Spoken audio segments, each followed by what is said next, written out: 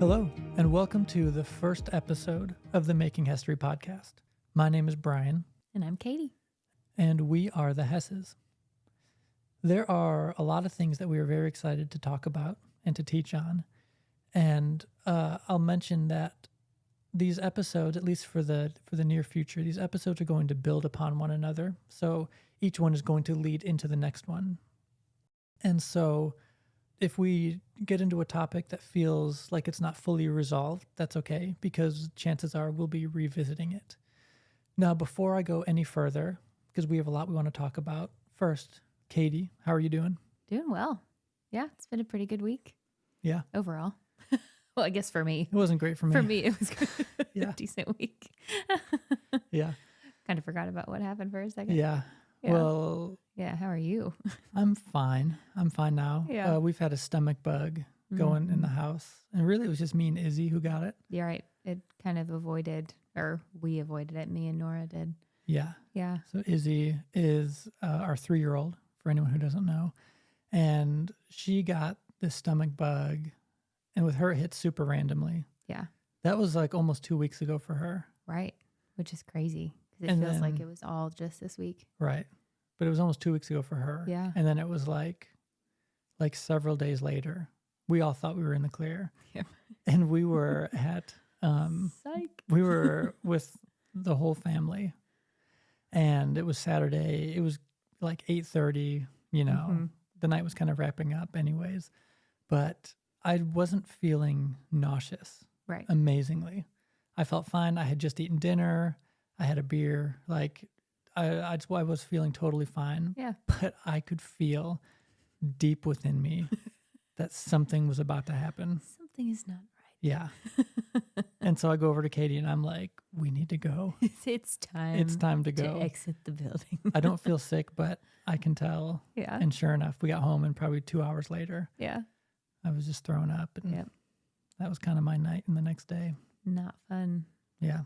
Stomach bugs are just, ugh. Yeah. I always feel like I say like, oh, I would much rather have like this type of sickness. If I'm going to have a sickness, I would rather have this. But then I feel like whatever sickness I have in the moment, I want the other one. Yeah. Right. Because thankfully stomach bugs typically are short-lived. Mm-hmm. But with like fevers and things, those can tend to seem to like drag out a little bit. But this stomach bug was a little sneaky. Yeah. Because then... Sort of gone. Because Saturday night through Sunday, I was sick. Yeah. Monday came. Feel totally fine. Yeah. Good to go. Good to go. We went out for your birthday dinner. Right. That evening. Yeah. We had babysitters come. I feel totally fine. We eat dinner. And then we get home. I'm like, I'm not okay again. But this time I wasn't throwing up. Nope. It was everything else. And that lasted like another 24 hours. Right. Yeah. And you're still not like 100%. Yeah. Or are you today? I think so. Okay, good. My appetite just hasn't come back. Yeah. And that's kind of been the last piece of it. Mm-hmm. But today I felt normal. So yeah, good. Yeah. Good. Yep. But it was so funny. We were laughing that when Izzy gets sick, she's already the sweetest kid. Yeah. She is just so sweet. Yep. She's thoughtful. She's tender. Very tender. But when she's sick, I've never encountered something as sweet as her. I know. She's literally like just turns into like, I don't even know how to describe her. I don't either. She's like a character from a movie, just like the one who is all their lines are scripted to be like the sweetest thing ever said to you, just like heartwarming, heart melting. Like somehow only thinking about you. Yeah. So like there was a moment, and this is not an exaggeration, there was a moment where she was throwing up. She was throwing up into the toilet. I was behind her holding her hair. Mm-hmm. And after she's done, she kind of glances back to me and she's like, Daddy, I'm so proud of you. And I'm like, me? Like, who says that while they're in the middle of throwing up? I was like, you're a champion here. Like you knew you had to throw up. We made it to the bathroom. Right. Yeah, you're 3 years old. You're doing great. Yeah. But she's proud of me. Right. Yeah. So sweet. It's so funny. I know. And when like times that we were cuddling while she wasn't feeling well, she'd just be like, I love you, mommy. Yeah. Because her L's are Wise. Yeah. Currently, say, I love you, mommy. Or, Yeah. I love you, baby. Because Yeah. I am pregnant, for anybody who doesn't know, or if Yeah. you're watching, hopefully you can tell. Yep. But that's her like favorite thing to say right now in general, not just when she was sick, but I love your baby. Yeah. It's so sweet. It's so fun. It is amazing just how sweet she gets when she's sick. It's like, Yeah. oh man, that makes me feel like even worse for you being sick. Yeah. Because you're being so nice to me. I know, right? And do you remember what Nora used to say when she'd throw up? When she was probably Izzy's age? I spilled. I spilled. I spilled. Yeah. So Nora is Yeah. 6. And when she was probably about Izzy's age, probably about 3, if she'd throw up, that was her thing. She'd say, I spilled. Yeah. Which is also just so cute. So cute. Oh, yeah. Like that came all from her little mind. It's like, yeah, I guess you technically did spill something out of your body. You did. Yeah. That makes sense. I get why that's what you're calling it. Never would have looked at it that way, but yes. Yeah. So, okay. On this episode, I thought it would be fun, based on the title. Maybe if you're listening, you've guessed. We're going to talk about control. And we're going to talk about the role of control with parenting. Because I think there are some misconceptions about what the role of a parent is. Oh, for sure. And so we're going to take a biblical approach to this. I think with everything we talk about, we'll take a biblical approach. Right. But this is going to be pretty Bible heavy. Yeah. So let's talk about the 2 trees in the Garden of Eden. Sure. So if you read Genesis 2, you know that when the Lord had created the garden in Eden, he created 2 trees within it. And it says he created both of them. That's important. Right. And he put them both in the midst of the garden, the tree of life and the tree of knowledge of good and evil. And if you know the story, you know that it doesn't end well. Right. With both of those, with Adam and Eve having access to both of those trees. It doesn't go well for them, hasn't gone well for us. Right. Right. Yeah. Kind of a downhill slope. Yeah. And, I've read that story so many times, and it's easy to get caught up thinking, well, Lord, I get that you made both trees, but couldn't you have put one of them on top of a mountain somewhere? Right. Like really hard to access. Yeah. Big, like scary gate around it. Yeah. Alarms, all the things. Yeah. Give them the tree of life, but the tree of knowledge of good and evil, put that in a cave or on a mountain, somewhere where, they're not going to get it. They're not going to get to it.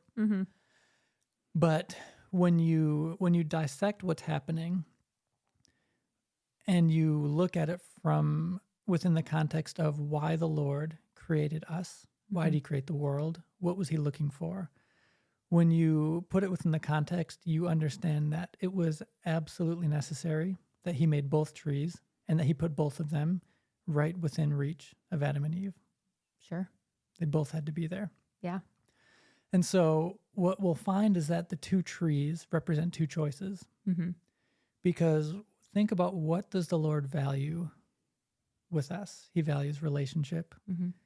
And the thing about relationships, if they're going to be healthy, there needs to be the presence of love. There needs to be trust, honor. With the Lord, there needs to be obedience. And so all of those things that the Lord was looking for to have with us, they all required, I'll say it like this, the existence of all of those things are predicated on the existence of one other thing, and that's freedom. Right. Yep. Yeah, the freedom to make a choice. And so as much as it seems like a bummer that the Lord would put both of those trees in the garden, it was totally necessary. Yeah, absolutely. Yeah. Yep. Everything he wanted was contingent upon Adam and Eve's ability to make a choice. Yep.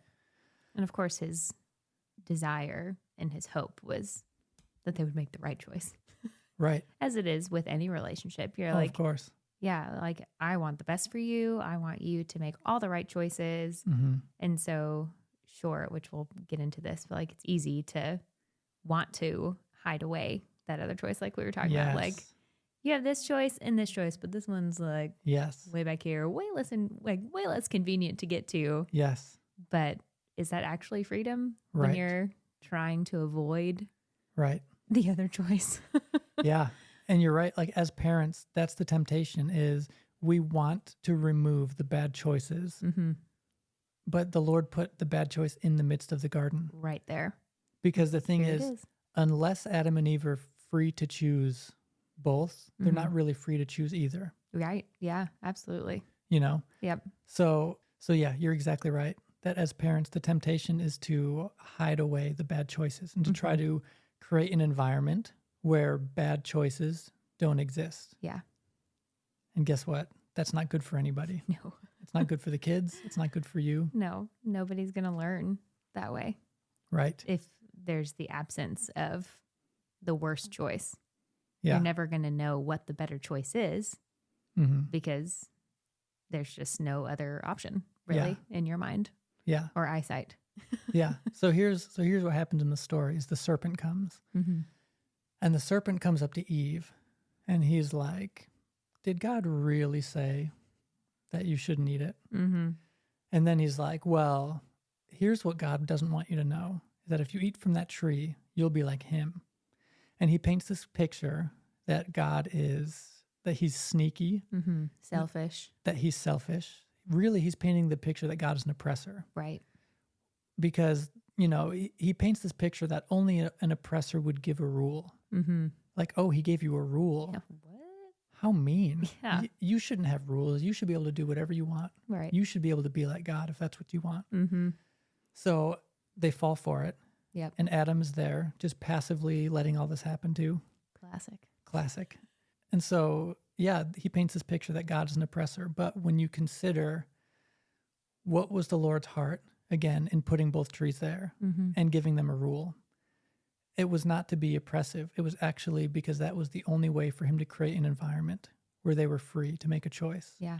So it's actually the complete opposite. Right. He's being extremely generous Yeah. in this move that he made. Like, hey, Right. I love you enough to actually allow you Yes. to make the wrong choice. Yeah. Yeah. Yeah. Yeah. And that's such a hard way to look at it I as know. parents. Because it feels so opposite. Yeah. It feels like it would be way harder and just like way meaner to do that, you know, Mhm. to give the lesser option. Mm-hmm. But yeah, that's actually just like eliminating so much more possibility of love and different depths of love Yeah. in that relationship, because it's like, actually, you don't get to choose. I'm Right. going to choose for you. And here's your option. Right. Enjoy. Yeah. So when you eliminate, and that's the thing is when you eliminate the freedom to make a choice, you can't have love, Mm-hmm.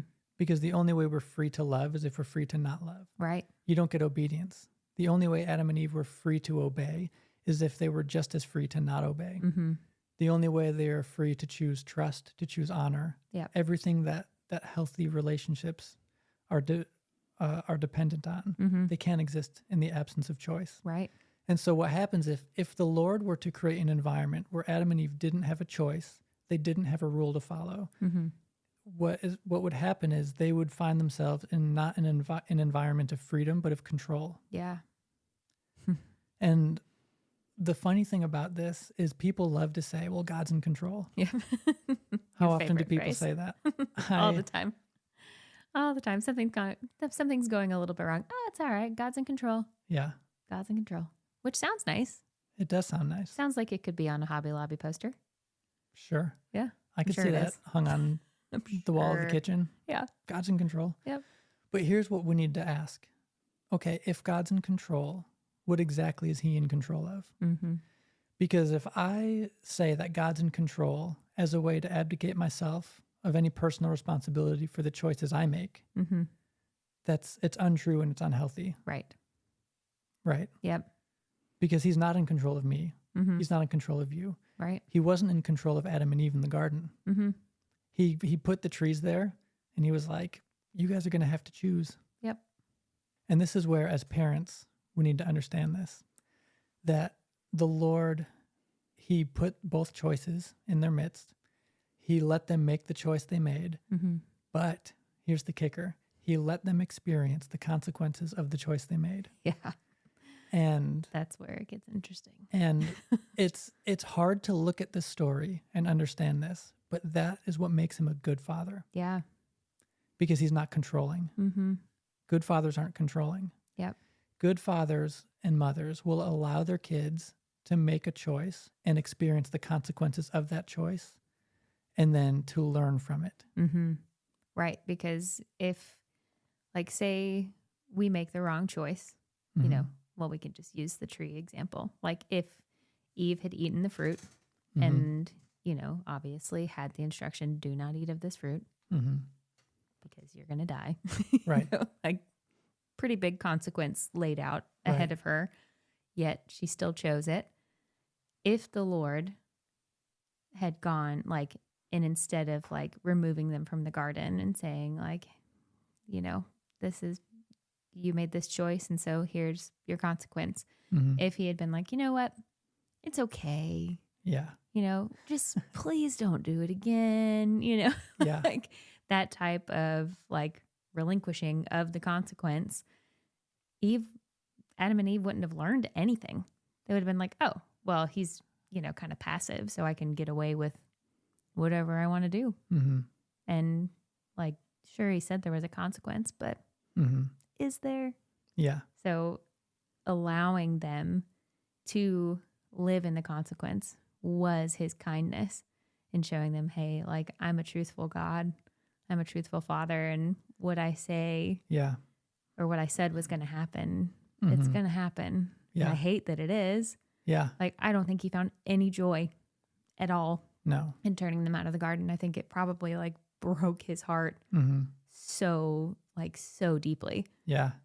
And I mean, you know, like as a parent, that's how it is too. And we have to let our kids experience the consequences of their actions, their choices. It's like, yeah, I really wish we didn't have to do this because, you know, it can be the harder option on the parent as well.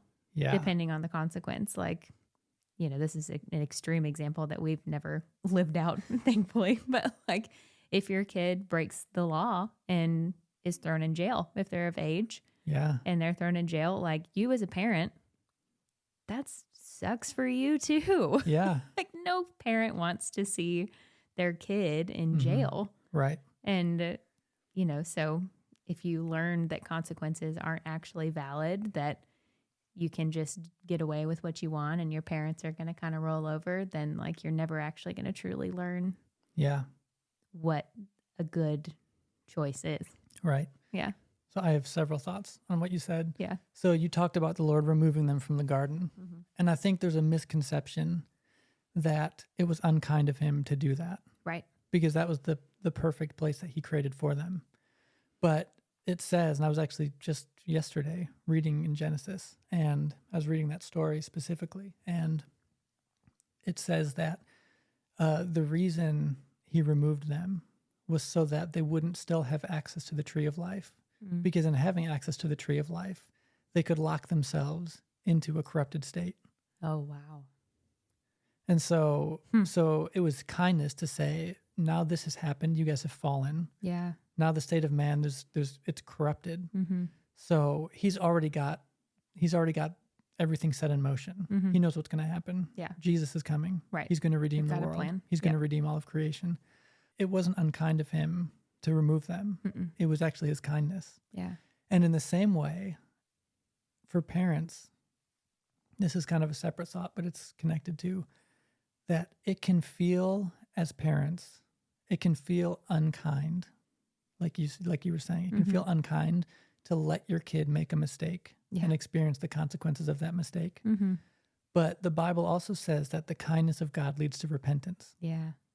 The kindness of God isn't that he would give us whatever we want whenever we want it. The kindness of God is not that he would eliminate the existence or the possibility of bad choices and the subsequent consequences. Right. The kindness of God is that he would, and to go back to the Greek metanoia, which is where we get the word repentance. It means to basically to change the way we think. Yeah. To be called to a higher way of thinking. So in his kindness, he teaches us how to think like him. Yeah. And if he were to eliminate the possibility for us to make a mistake and to experience consequences, what would we be learning from? Right. Yeah. We become robots. Mm-hmm. Right. It's- Just like programmed in there, like, beep, Right. boop, this is the choice, but then you never know why you're making the choice. So you never know the motivation behind the choice. Yeah. And so you're literally just walking around like, you know, like, Yeah. just, He didn't create robots. that's not fun. No, Nobody wants that. because you can't have a relationship with a robot the way Right. you can with a person. Yeah. And he didn't want robots. He wanted people Mhm. who were made in his image Yeah. to share in creation with Yeah. him, to be his representatives in Right. creation. And how much more rewarding is it when somebody makes the choice to love you well Yes. instead of being forced Mhm. to love you well? Like, you know, we've definitely still had times, and, you know, we're learning as parents, continuing to learn. We're going to continue to make mistakes. So, like, there have been times where it's like, just do what I say, you know, like, and you just get to a point where it's like, my patience is gone. I don't even care why you're doing what you're doing. Just do what I say you to do. Right. But like, that doesn't feel good. No. Like, I don't like it when the girls obey because I said so. Right. You know, like, Yeah. that feels icky. Right. And on the other hand, when they obey out of just the fact that, like, we have loved them well, Hmm. and because they know that this is the best choice, and that, like, everybody's heart is Right. going to feel loved and taken care of and protected and safe Hmm. when I make this choice, like that. Ooh, that just is it's such a good feeling, and it's so rewarding. And that is, like, I feel it's just such a beautiful expression of love. Yeah. Yeah. Yeah. Absolutely. Yeah. You've got me on a rabbit trail of thought. I don't know how far I want to go because it could Right. be, it probably could just be a whole nother Sure. episode. Yeah. I'm going to put a pin in that thought, Mhm. and I want to circle back to something. So we talked about how God is not in control. Yeah. Well, he is. And, like, even though nobody's listening yet, I know. can feel people being like, what do you mean? Do you remember, this was several months ago at this point, but I kind of had this debate with my barber. Yeah. Yeah. And it was so funny. I was sitting in the chair. We're mid haircut. And if you don't know me, I only have one barber. There's only one person allowed to cut my hair. Mm-hmm. It's been the same person for years. He's really good. I trust him. And it was just so funny because most of the time I'm the kind of person who, like, I go to get a haircut and I kind of just want to sit quietly and think. I've got the buzzer in my ear, the clipper's going. I'm not looking to have, like, to be like yelling, having a conversation where we can't really hear each other. Yeah. Sometimes we'll talk, but most of the time I'm just there to chill. Just chilling. Yep. But one time we just got talking and he threw that phrase out, well, God's in control. Mm-hmm. And I was like, I can't let that sit. And so I kind of pushed back a little bit. I was like, Yeah. well, he's like, what is he in control of? Mm-hmm. And it was like, most people who throw that phrase around haven't really given much thought to that. Yeah. Like, well, what is he in control of? Because Yep. the assumption is, well, everything. Yeah. All of it. He's he's God. What do you mean? Yeah. Like, It's he's a in control of Band-Aid phrase. everything. Like, Yeah. I don't know what to do here. Just kinda- So God's in control. Right. I don't understand what's going on in life. God's in control. Yep. Let's cover it up, Yeah. But we kind of had this dialogue and I was like, but he's not in control of you. Yeah. Like, that. Yeah. Right. And it was this funny moment because he's like cutting my hair and I'm like, I don't want to, like, offend this guy, Right. but also, like, It's like a bad I know. snip. right. Yeah. Oh, whoops. Ooh. But at the same time, I was like, I can't, this isn't good theology and I can't just let that, Right. I can't let that slide without at Mhm. least opening up for dialogue. Yeah.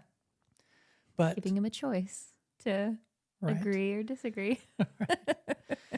That was so funny. But this is something we've thought about a lot. Yeah. And so one of the phrases, and I've borrowed this phrase from Danny Silk, because I heard him say this way before we had kids, a Mhm. long time ago, and I've loved it. And we have incorporated this with the girls. Mm-hmm. And what we'll do, especially if I've used this more with Nora, she's older and has had more opportunity at this point. But if she is having a hard time controlling herself, Yeah. she's using her body, her words in a way Mhm. that I know is I know it's out of character of who she is. Yeah. I know it's not the way she wants to be acting. Right. I know you don't want to be throwing a fit. Mm-hmm. I know you don't want to have thrown that. I know you don't want to have hit your sister, Yeah. but you did. Mm-hmm. And so the question that we've asked her is, okay, who is in charge?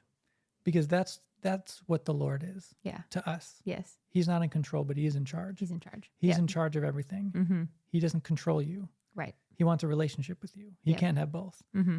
And so we've asked Nora, okay, who's in charge of you? Okay, I'm in charge. Your mom's in charge. Yep. Okay, we're in charge of you. Mm-hmm. But who's in control of you? Yeah. And that's where we try to help her bring some understanding to, okay, I'm in control. And I've even had her I've said like, okay, do this with your hands. Yeah. And she'll do that with her hands. And I'll say, okay, like shake your legs, Yeah. shake her legs.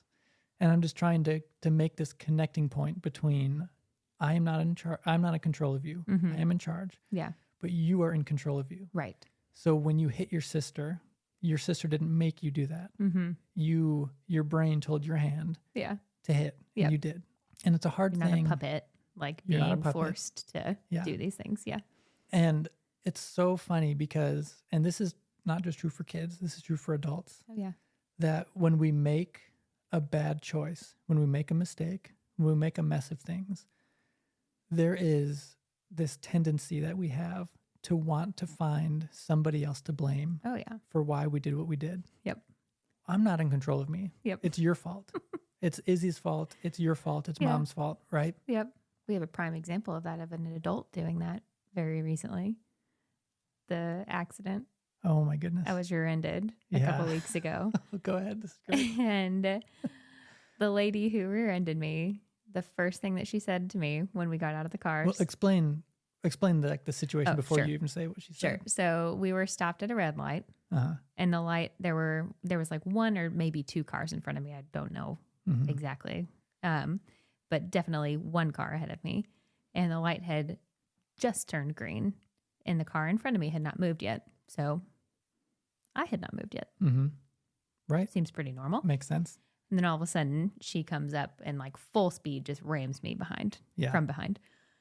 And so, everybody was okay. Thankfully, nobody was like badly injured. Yeah. So Kids weren't in the car with yeah, you. no kids in the thankfully. car, no kids Yeah. in her car. So all things considered, it was fine. But we pull over, we get out. I ask her if she's okay. She asked me if I'm okay. And then she goes, well, you guys hadn't moved yet and the light was green. So that's what made me hit you. And I was like, Like, oh. what? Like, Yeah. did you just say that? It just like, I feel like my brain just like couldn't even compute Yeah. the level of like just dismissiveness in her brain that was her Yeah. fault. Yeah. I was like, how are you not taking ownership of this?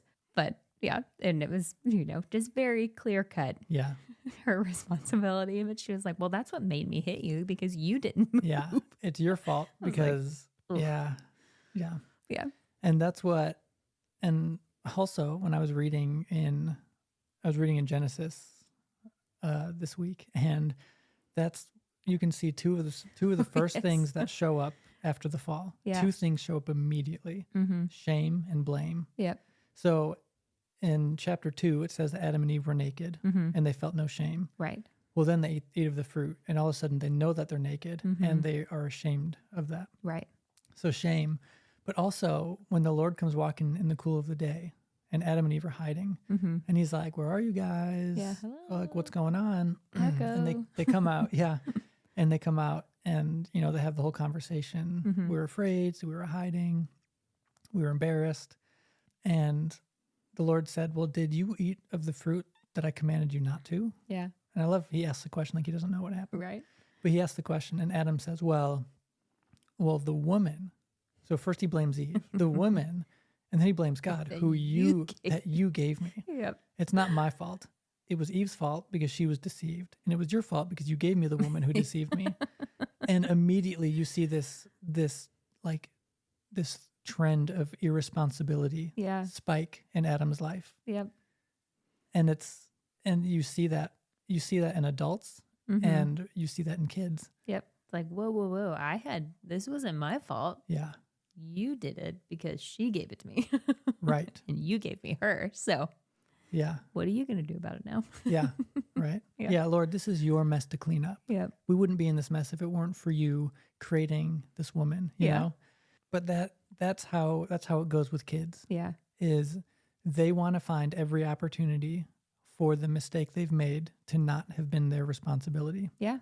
Yep. And as parents, our job is to create safe ways for our kids to fail and to learn from their mistake. Yep. Because right now, you and me, our kids are pretty young. Yeah. Our oldest is 6. Right. So right now, the stuff that we're dealing with Nora is like she hit Izzy. Mm-hmm.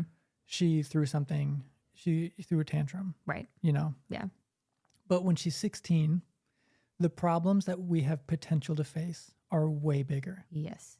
And the consequences. Are way heavier. far more severe. Yeah. Because when our kids are teenagers, when they're 16, 17, 18, it's, hey, I'm pregnant, I'm arrested. Yep. I I in an accident, was in a car accident, I was driving recklessly. Yep. And so as our kids get older, the mistakes that they have potential to make get way bigger with far more severe consequences. Yeah. So our goal right now, while they're still young, is to create in them an understanding that every choice that they make is a result of their own free will, and that every choice they make has a consequence, Right. and that they're going to experience the consequences of those mistakes. Because if we can teach that young, the hope for you and me is that when she's 16, we don't have to worry about her. Right. Because she understands that, okay, I'm in control. I understand that I'm responsible for the choices I make. I understand that the choices I make are going to have consequences. Yes. So let's weigh our options. And if I choose this, what'll happen? If I choose this, what'll happen? Yes. And to really help our kids. And this will be another podcast episode, but It's all intertwined. it is. But to raise kids who know how to think. Yeah, that's what I was going to say. Like when they are faced with those decisions, just being able to analyze each option. Yeah. Okay.